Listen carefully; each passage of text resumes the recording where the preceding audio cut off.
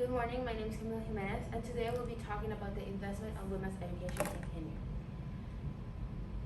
To what extent does the investment on women's education positively affect Kenya's economy? Kenya should invest in programs that educate women because it would aid the global economy as well as help overcome gender inequality challenges in rural communities, and it would aid develop programs that already educate women, thus giving back to Kenya's economy. Although we can see some challenges when it comes to cultural traditions in places such as Kenya regarding education for women. Education and inequality. As we know, education is the basis for everything in life. Without education, we can't be successful. And the case for many girls worldwide is that they can't access education. According to the World Bank, there's 132 million girls out there who do not have access to education daily. And if, as we can see in the visual, there's 30.9 million girls who will never get to experience primary school. That's 1 through 5th grade, in which girls don't have access to formal education, in which they can actually be able to achieve towards higher standards. This is 16% of the girl population, and that's dangerous because we have 132 million people who are not being educated, 30 million girls who do not have access to primary school. But the issue would be way more talked about if we knew the effects it has on the economy. Globally, we lose amount between 15 trillion US dollars to 30 trillion US dollars just because we're not educating women. The lack of access to education, as states Quentin Wood, causes us to lose $30 trillion globally just because women don't have access to resources that can actually help them have a better future. But what happens in certain countries? We can take Kenya, for example. 46% of the population, as you can see in the visual, does not believe that there will be a woman who can be a woman president in the next 20 years. This goes to the root of the issue. When we see that 46% of the population does not believe that there can be a female president, it causes harm. Damani Selena from Brookings Institution states that 1 in 5 girls only make it through their 8th year and then drop out because of issues such as early child marriage, female genital mutilation, poverty, and preference for boys.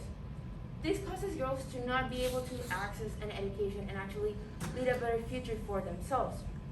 Because one of the biggest issues for them is female genital mutilation. It is the biggest threat, or one of the biggest, to women's education in Kenya. 4 million girls have undergone FGM, and overall 21% of girls have been subdued to this procedure. In the procedure, girls have basically, the procedure is performed because it's a prerequisite for marriage or just because it's a tradition, but it actually harms women. Because Maria Godoy from NPR states that since the pandemic, more girls have had to stay home, and thus they have to undergo these procedures because there's no school to protect them. If we actually put programs in place that help women not only educate themselves academically, but through social issues such as safe sex, or health issues, it would help them lead a better life and thus be prepared for a better future. Because it's impossible that we have 4 million girls who can't access education because they're being married off to a man. Fortunately, there are programs already in place that help lower this situation. The Kenya Stream is an organization which was created by a woman who actually has survived and gone through female genital mutilation. But in her case, she was able to come here to the United States, get an education, and go back to Kenya, in which she helped her community. And this is just one example of many in how people who educate themselves, especially women, can go back to their country and help. Her program is a boarding school, and even after they go through the 12 years of schooling, when they go to college, they continue to receive guidance, which is what we're trying to do. Programs such as these help girls develop themselves and keep going in life so that they can have an actual future and not just one where they stay in the village forever. Additionally, programs that are also educating women but not explicitly through education and work.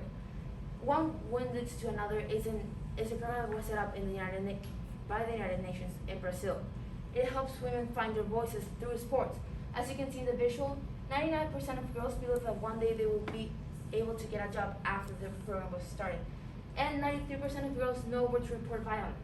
We don't need programs that are explicitly about education and academics to teach women about the value of themselves and how to have a better future for themselves, because programs such as these are also set up and have been successful.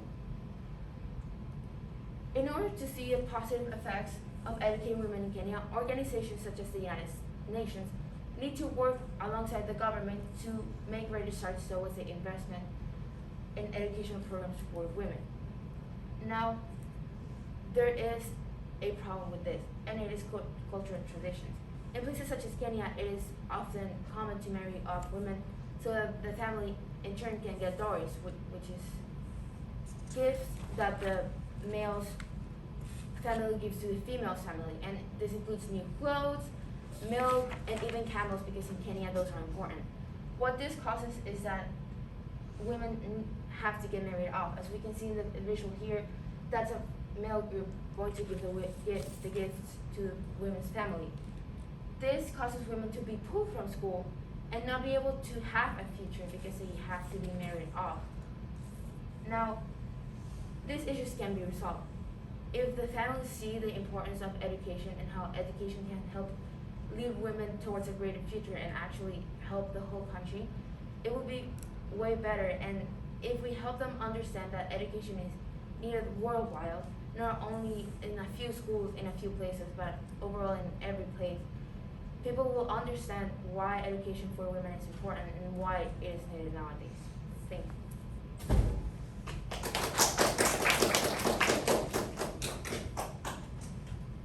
All right, I have two questions for you. All right, first question. How valid and reliable are the sources that you've used, and then how do you know? I would say the sources are pretty valid, because one of my main sources is the one College Board gave us, and that was the program that was built by the United Nations. So we can see if the College Board gave it to us, it has to be valid. And all my other sources are news articles such as by the National Public Radio, which is a renowned radio station and news station, and also from institutions that are used to researching this kind of stuff and that have experience doing it. All right, and what advice would you have for other researchers who consider this topic? I would advise them to really look into the root of the issue and not be biased against it. Just because a community has traditional values or doesn't know the value of something you are trying to speak about, it doesn't mean that they're dumb or not smart or that they need to change their ways. It's just you should just keep an open perspective and see what's out there to your research and actually conduct the research and not just be led by your own ideals and bias.